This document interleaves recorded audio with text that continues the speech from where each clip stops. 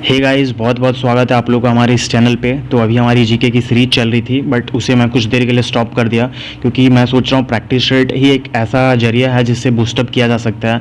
जैसे होता है कि आप बहुत दिनों से पढ़ाई कर रहे हो तो प्रैक्टिस सेट लगाना बहुत ज़रूरी है। इससे क्या होता है, कॉन्फिडेंस जनरेट होता है, बूस्टअप होना ज़रूरी भी है और इससे पता भी चलता है कि हमारी तैयारी कैसे चल रही है।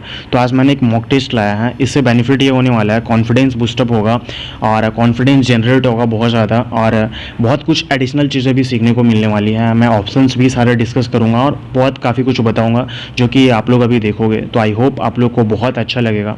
तो चलिए ज़्यादा बातें ना करते हुए स्टार्ट करते हैं।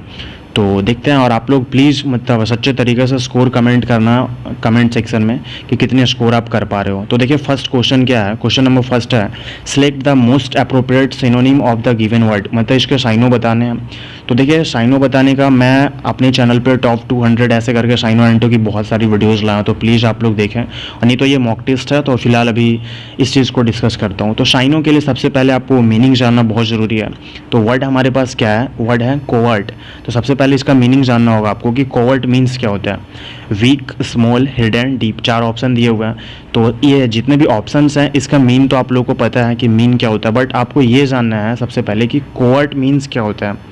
तो कोवर्ट मीन्स क्या होता है, कोवर्ट मीन्स होता है छुपा हुआ। तो छुपा हुआ किससे सेंस दे रहा है, हिडन से। हिडन मीन्स क्या होता है, छुपा हुआ। तो आपको ये याद रखना है। अगर आपको आता होगा तो बहुत अच्छा, आपने 1 मार्क्स स्कोर किया, और अगर नहीं आता होगा तो ये आपको सीखने को मिला। कोवर्ट मीन्स क्या होता है, ये प्रीवियस ईयर में आया हुआ गाइस, यहाँ तक कि एयरफोर्स एनडीए के भी कुछ क्वेश्चन हैं, अभी आप आगे देखेंगे। तो कोवर्ट मीन्स क्या होता है, छुपा हुआ। तो इसका राइट आंसर क्या हो जाएगा, ऑप्शन नंबर सी, हिडन। चलिए नेक्स्ट क्वेश्चन देखते हैं।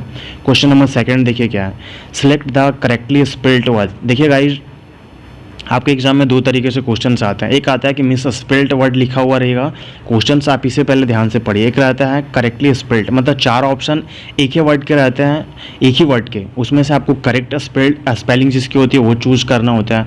और दूसरा क्वेश्चन इस तरीके से आ जाता है कि 4 अलग अलग वर्ड होते हैं, उनमें से किसका स्पेलिंग गलत है ये चूज़ करना होता है। तो प्लीज़ आप लोग क्वेश्चन पे कन्फ्यूज ना होए, क्वेश्चन को एक बार रीड कर लें।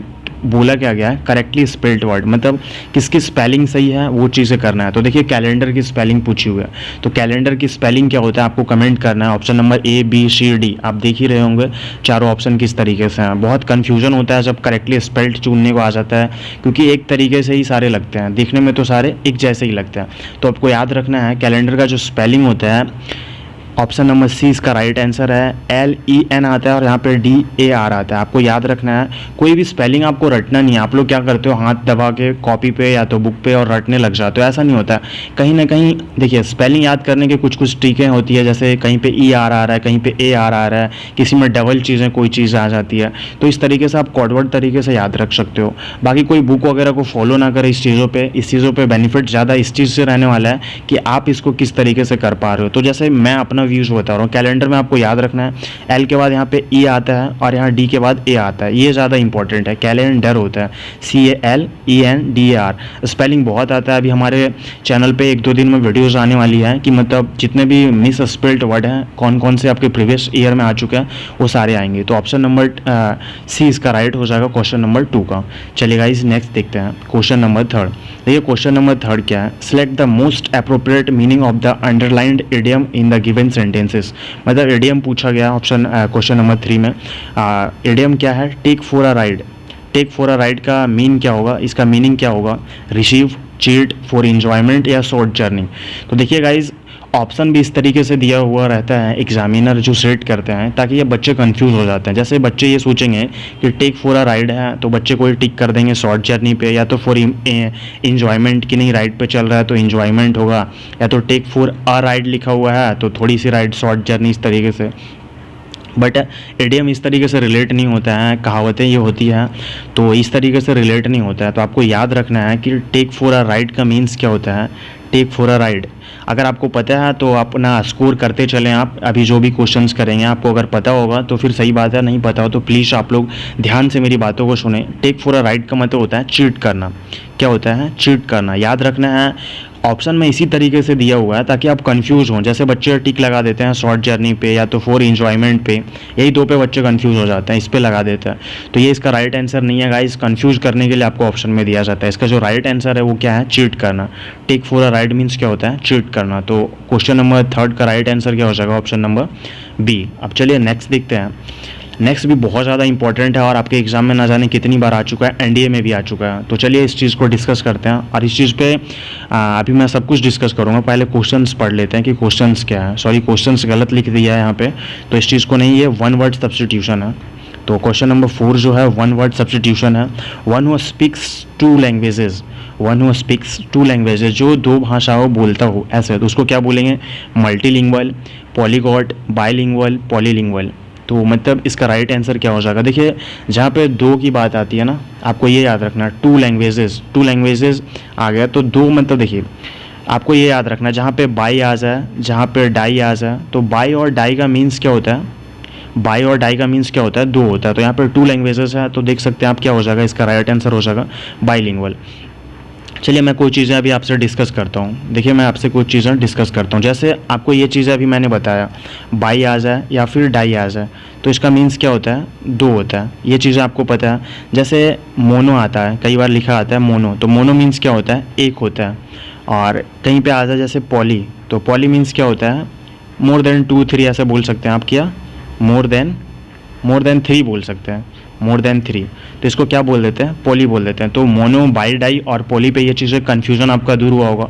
तो आपने अभी ये चीज़ें सीखा कि अगर कोई दो लैंग्वेजेस बोलता है तो उसको बोलते हैं बाइलिंगुअल। बट एक क्वेश्चन आपके एग्जाम में आता है, मैं उस चीज़ को भी डिस्कस करता हूँ। वो क्वेश्चन है लिंग्विस्टिक्स। क्या है, लिंग्विस्टिक्स। सॉरी गाइज, ये पेन टैप से थोड़ा डिस्टर्ब हो रहा है, बट स्पेलिंग में बोल दे रहा हूँ, LINGUISTICS। लिंग्विस्टिक्स मतलब क्या होता है, लिंग्विस्टिक्स इसका मतलब होता है one who study many languages, जो बहुत सारे लैंग्वेजेस का अध्ययन करता है। One who study many languages, तो उसको क्या बोलेंगे, लिंग्विस्टिक्स। आपको ये चीज़ें याद रखना है। चलिए एक और वर्ड आता है आपके एग्जाम में, और अभी जो कि ऑप्शन में भी दिया हुआ है, क्या है, पॉलीगॉट।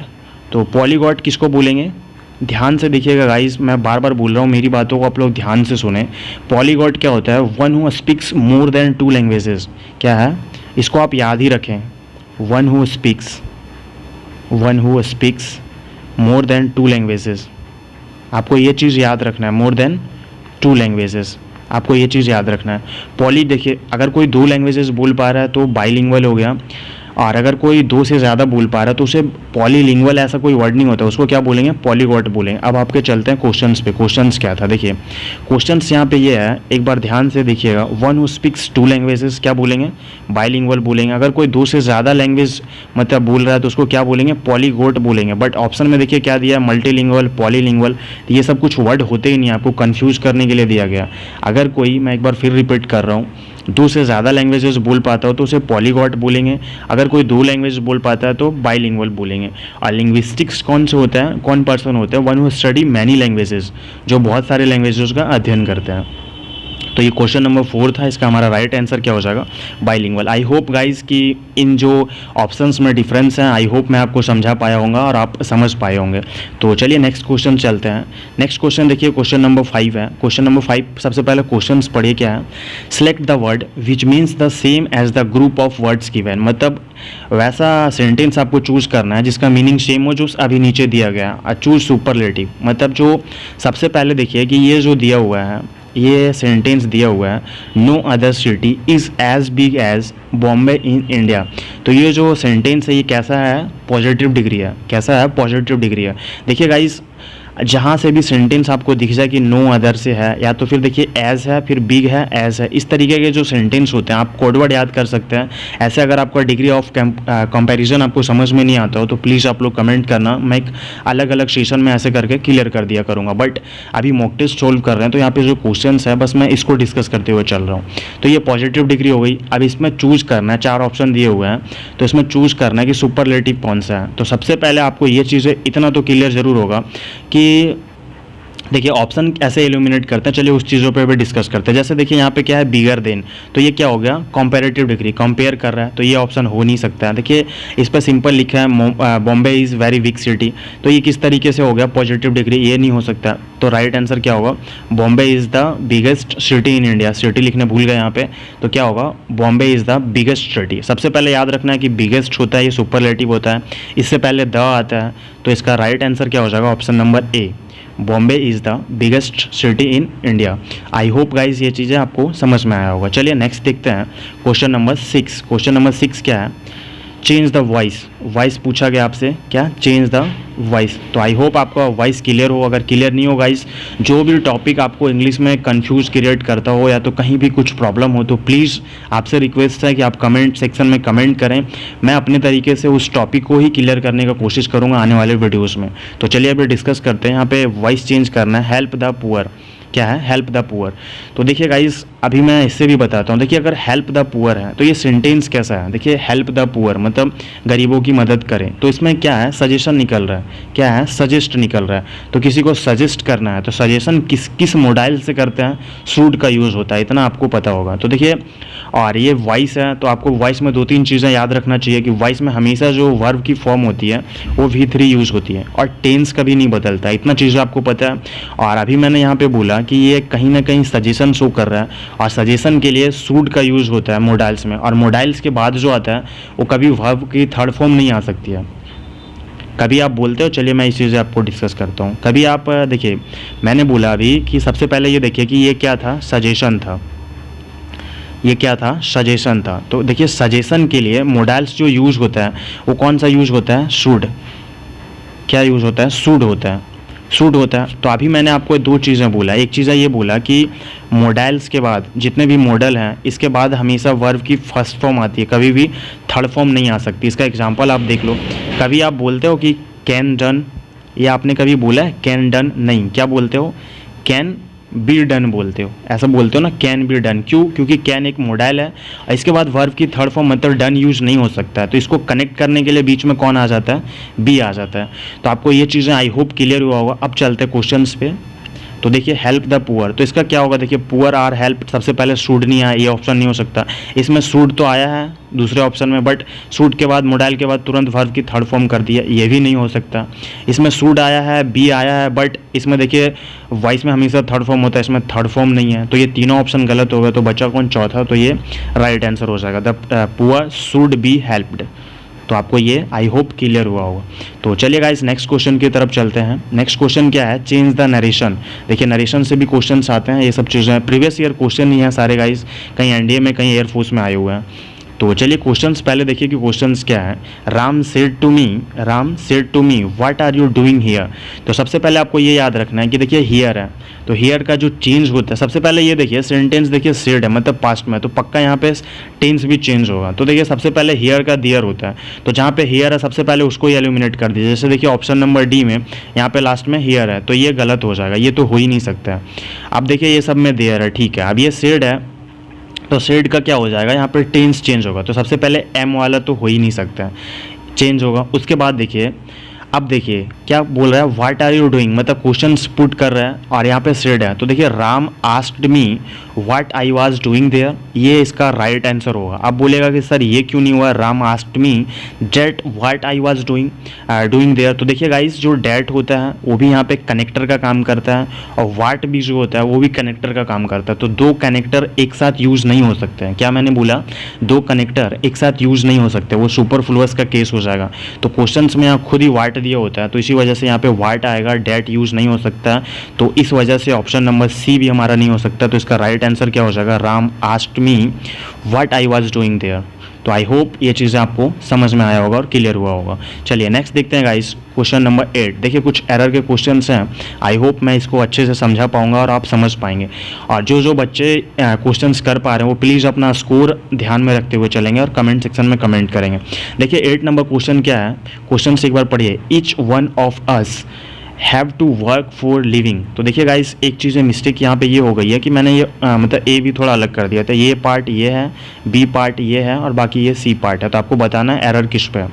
तो देखिए मैं लाइव तो नहीं हूँ गाइस कि आपसे पूछ सकता हूँ, बट आप इंसानियत के नाते सच्ची सच्ची का मतलब ऐसा स्कोर अपना बताना कि कैसे हुआ है नहीं हुआ है। तो देखिए सबसे पहले आप ये देखिए, मैं डिस्कस करता हूँ। सब्जेक्ट क्या है यहाँ पे है, ईच है।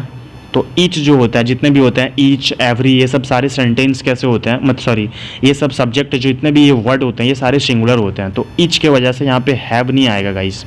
ईच वन ऑफ अस, यहाँ पे हैव नहीं आएगा, क्या आएगा यहाँ पे, हैज़ आएगा। ये थी समझने वाली बात। और अगर इसमें मैं अगर आपको ट्रिकी बताऊं कि मतलब ऐसा बता दूं कि रट्टा मारने वाला, तो आपको ये समझ लेना कि जब भी कोई दो सब्जेक्ट किसी प्रीपोजिशन से कनेक्ट हो, जैसे ऑफ एक प्रीपोजिशन है, इस साइड अस है और इस साइड ईच वन है, तो जब भी कोई दो सब्जेक्ट प्रीपोजिशन से कनेक्ट हो तो जो हेल्पिंग वर्ब होती है हमेशा फर्स्ट सब्जेक्ट के अकॉर्डिंग आती है। तो इस तरीके से भी आप समझ सकते हैं। ईच क्या है, सिंगुलर है, तो यहाँ पे हैव तो आ ही नहीं सकता है, तो यहाँ पे क्या आएगा, हैज़ हमारा राइट आंसर हो जाएगा। आई होप गाइस ये चीज़ें आपका क्लियर हुआ होगा। चलिए नेक्स्ट देखते हैं, क्वेश्चन नंबर 9। ये मोस्ट इंपॉर्टेंट क्वेश्चन आपका एनडीए में आया हुआ था। तो देखिए क्या क्वेश्चन है कि we all went to Delhi but you, he and I committed a blunder in the hotel. तो देखिए सबसे पहले आप ये समझिए कि आई होप ये मीनिंग आप समझ गए होंगे। तो सबसे पहले ये देखिए कि ब्लंडर मीन्स क्या होता है। तो ब्लंडर मीन्स क्या होता है, ऐसा समझ सकते हैं आप कि बहुत बड़ी भूल या तो बहुत बड़ी गलती ऐसे बोल सकते हैं। तो देखिए गाइज इसमें गलती क्या है, इसमें भी ऐसा ही है। ए पार्ट ये रहा, बी पार्ट ये रहा और सी पार्ट ये था।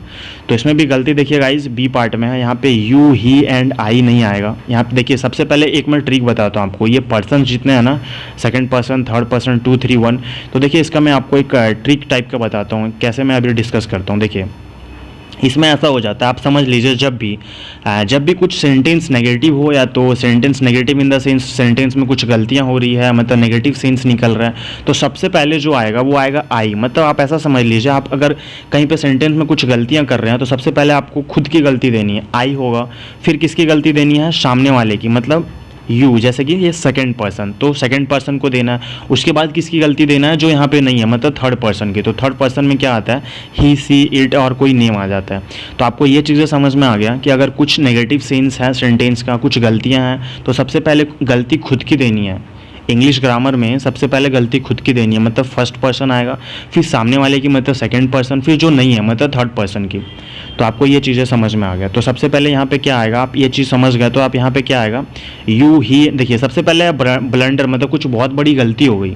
सेंटेंस समझिए कि होटल में कुछ बहुत बड़ी गलती हो गई, तो ये गलती वाला सेंस आ गया। तो आपको समझ में आ गया कि सर ये सेंटेंस नेगेटिव है, तो इसमें यू, ही एंड आई नहीं आएगा। क्या आएगा, आई आएगा, comma you and I, you and he. यहाँ पे यही गलती था, यहाँ पे आएगा I, you and he committed a blunder in the hotel. तो आई होप गाइज ये आपका क्लियर हुआ होगा। तो चलिए नेक्स्ट देखते हैं, क्वेश्चन नंबर 10 देखते हैं। क्वेश्चन नंबर 10 में क्या है, देखिए ये भी एरर के क्वेश्चन हैं। The civil disobedience movement happened prior than the Quit India movement. तो इसमें देखिए क्या एरर है, अगर आपको पता होगा तो प्लीज़ आप अपना स्कोर करते हुए चलेंगे, और नहीं तो मैं डिस्कस कर रहा हूँ। देखिए गाइज इसमें एरर ये है कि जब भी आपको ये सेंटेंस मिल जाए, आई वो आर वाला, मतलब सॉरी ये वर्ड मिल जाए, प्रायर हो गया, सुपीरियर हो गया, सीनियर हो गया, इस तरीके के सेंटेंस के बाद ऑलवेज देन का प्रयोग नहीं होता है। इस सेंटेंस के बाद ऑलवेज टू का प्रयोग होता है। जैसे I am senior to me बोलेंगे, सीनियर के साथ भी क्या यूज़ होगा, सीनियर के साथ भी क्या यूज़ होगा, सीनियर टू मी बोलेंगे, सुपीरियर के साथ टू आता है। तो आपको समझ में आ रहा होगा कि जितने भी आई वो आर वाले होते हैं, जैसे प्रायर है तो प्रायर के साथ यहाँ पे टू आना चाहिए था, देन का यूज नहीं होगा। तो आई होप ये चीज़ें आपका क्लियर हुआ होगा। चलिए नेक्स्ट क्वेश्चन देखते हैं। नेक्स्ट क्वेश्चन क्या है, नेक्स्ट क्वेश्चन है fill in the blanks guys. इस तरीके से भी क्वेश्चन आपके आ जाते हैं फिल इन द ब्लैंक्स से। तो फिल इन द ब्लैंक्स के भी क्वेश्चन कुछ देख लेते हैं। क्वेश्चन क्या है कि apiary is a place for, मतलब जो एपियरी किसकी प्लेस होती है, तो किसकी प्लेस होती है, ऑप्शन देख लीजिए, बीज की होती है, या तो बर्ड्स की होती है, सिल्क वॉर्म की होती है, इंसेक्ट्स की होती है। तो जो एपियरी प्लेस होती है गाइस, एपियरी किसकी होती है, बीज की होती है। बी की जो प्लेस होती है उसको एपियरी बोलते हैं। आपको ये चीज़ें याद रखना, इस तरीके से भी क्वेश्चंस आ जाते हैं।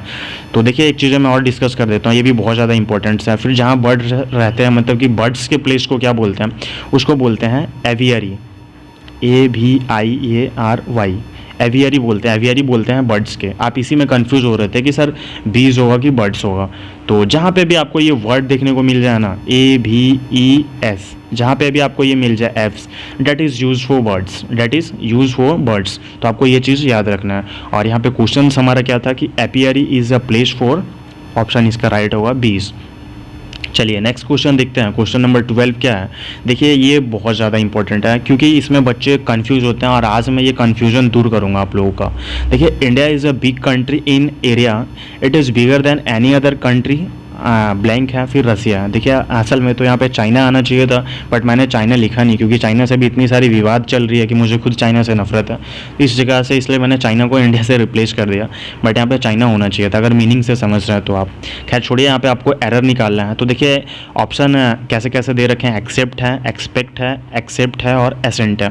तो देखिए बच्चे इस चीज़ों पर कन्फ्यूज हो जाते हैं। आप ये समझिए India is a big country, मतलब इन एरिया, मतलब एरिया में समझ लीजिए इंडिया एक बहुत बड़ी कंट्री है। It is bigger than any other country, मतलब ये बहुत सारे कंट्री से बहुत बड़ी है। एक्सेप्ट रसिया, क्या आएगा यहाँ पे? एक्सेप्ट रसिया। आप इसी पे बच्चे कंफ्यूज हो जाते हैं, एक्सेप्ट एक्सेप्ट। देखिए अब इसका मैं सबसे पहले इसकी मीनिंग्स पे कंफ्यूजन होता है आपको। देखिए गाइज ये जो होती है ACCEPT, एक्सेप्ट, इसका मतलब क्या होता है? स्वीकार करना। क्या होता है? स्वीकार करना। देखते हैं ना लिखा रहता है फ्रेंड रिक्वेस्ट एक्सेप्टेड, तो ये वाला एक्सेप्ट मीन्स क्या होता है? स्वीकार करना।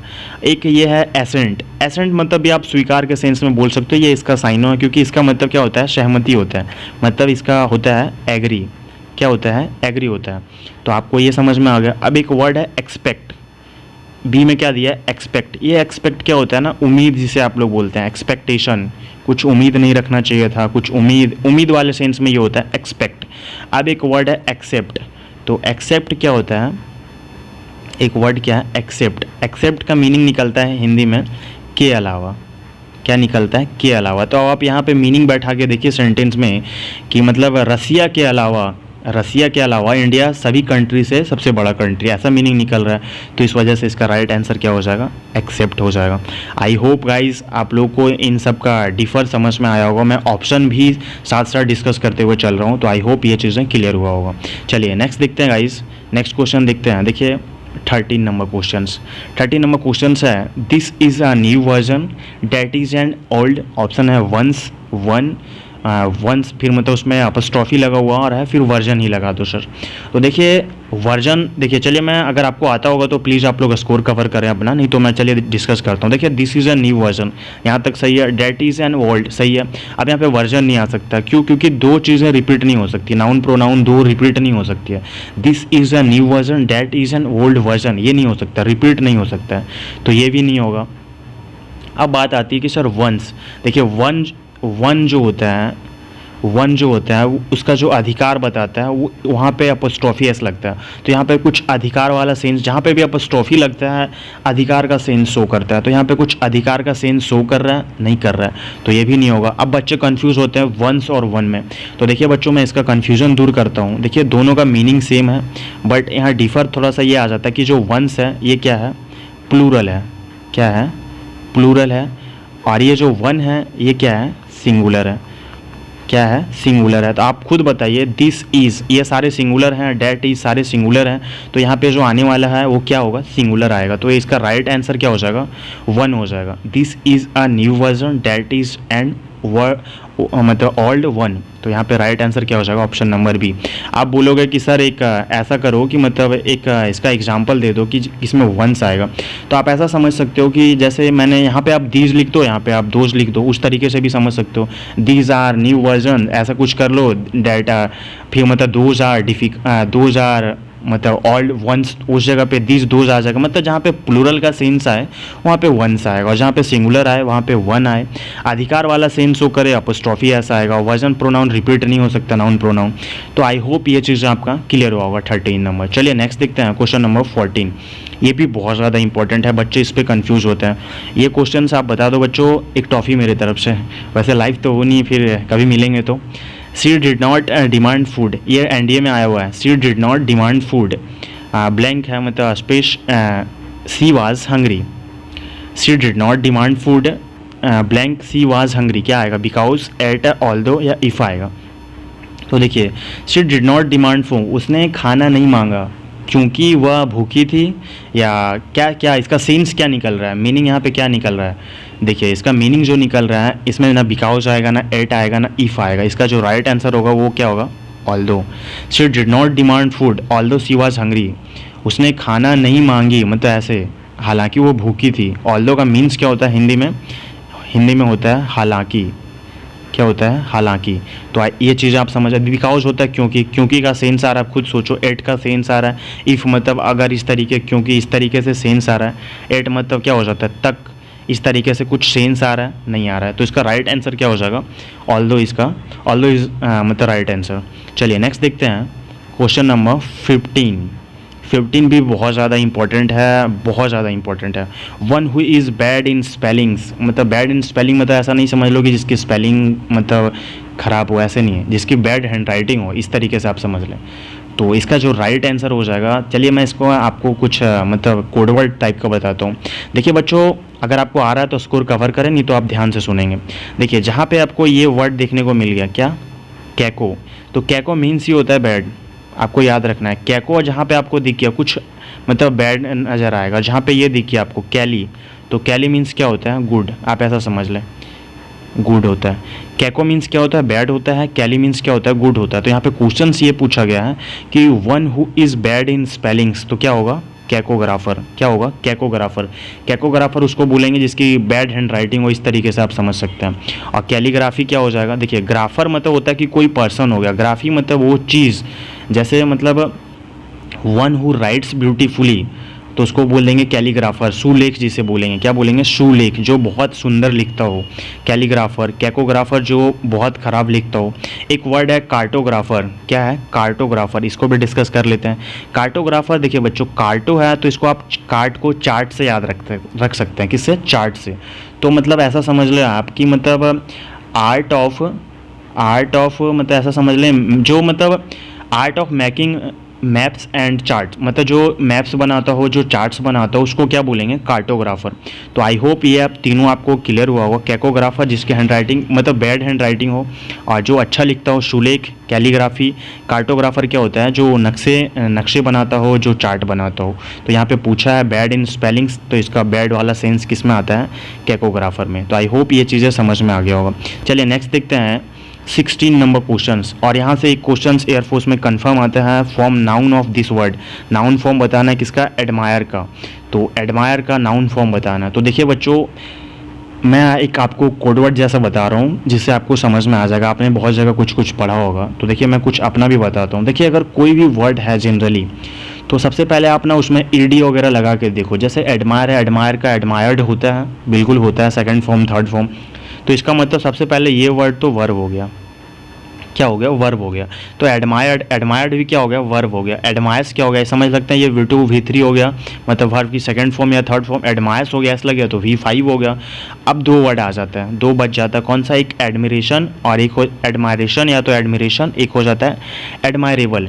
तो आपको याद रखना है बच्चों कि जिस भी वर्ड का सफिक्स मतलब कि एंडिंग वर्ड ATION होता है, मतलब TION होता है, ये क्या होते हैं? नाउन होते हैं।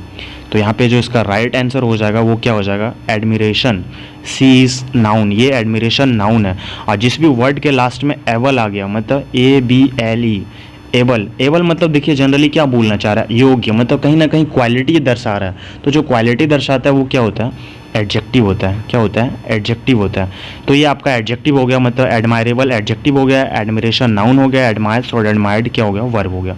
तो आई होप कि ये चीज़ें आपको समझ में आया होगा अच्छे तरीके से। चलिए एक नेक्स्ट क्वेश्चन देखते हैं। और आई होप गाइस वीडियो बहुत ज़्यादा लंबी नहीं बन जाएगी, मैं यहीं पे एंड करता हूँ। एक लास्ट क्वेश्चन है, आई होप कि इसका आंसर हर कोई सही देंगे। एंटोनिम पूछा गया गाइस। एंटोनिम मीन्स क्या होता है? विलोम शब्द, विपरीत शब्द, अपोजिट वर्ड बताने। एक्सोनरेट एक वर्ड है, एक्सोनरेट। सबसे पहले आप एंटो तब बता पाएंगे जब उसका आपको मीनिंग, जैसे मैंने एक सिंपल सा वर्ड बोला गुड, तो मैंने बोला अगर गुड का एंटोनिम बताओ, तो गुड का सबसे पहले आपको मीनिंग पता है बच्चों कि गुड मीन्स क्या होता है? अच्छा। तब जाके आपको उसका अपोजिट पता चल रहा है, बुरा, डेट इज़ बैड। तो उसी तरीके से एक्सोनरेट मीन्स क्या होता है ये पता चलेगा। फिर जाके आप जैसे एडमिट, रिलीज, रिजेक्ट, कन्विक्ट, ये सब बेसिक वर्ड है, आपको पता होगा ऑप्शन, बट इसी का मीनिंग नहीं पता होगा। तो देखिए पता होगा तो बहुत अच्छी गाइस, मतलब कि स्कोर आप मेंटेन करें अपना। तो देखिए एक्सोनरेट मीन्स क्या होता है? दोष मुक्त करना, मतलब क्या करना? दोष मुक्त करना। ये चीज़ें आप याद रखें, बहुत इंपॉर्टेंट है, आपके एग्जाम में आ चुका है। दोष मुक्त करना, तो इसका एंटोनिम पूछा, अपोजिट वर्ड, तो इसका अपोजिट क्या हो जाएगा? कॉन्विक्ट, मतलब सज़ा देना। किसी को दोष मुक्त करना, उसका उल्टा क्या हो जाएगा? सज़ा देना। तो आई होप गाइज आज मैंने 17 क्वेश्चन ही किया, वीडियो बहुत ज़्यादा लंबी नहीं बन जाए, बट मैंने जितना ही किया 17 क्वेश्चंस, इसमें काफ़ी सारे ऑप्शंस को भी मैंने किया, ऑप्शन कैसे एल्यूमिनेट करते हैं मैंने वो भी बताया, और बहुत सारे ऑप्शन मतलब मैंने डिस्कस भी किया। तो ओवरऑल मेरा मानना है कि 17 की जगह 20-25 आप बोल सकते हैं, इतना हम लोगों ने डिस्कस किया। तो आपका जो भी स्कोर हुआ होगा प्लीज़ आप कमेंट करें, दोस्तों के साथ वीडियो को शेयर करें, ताकि और किसी का छोटा मोटा डाउट जो होता है वो क्लियर हो सके। बस आज के लिए इतना ही, मिलते हैं नेक्स्ट वीडियो में नेक्स्ट प्रैक्टिस सेट के साथ, या तो फिर और भी कुछ चीज़ें, नई चीज़ें सीखेंगे। तो बस आज के लिए इतना ही। Thank you for watching. जय हिंद।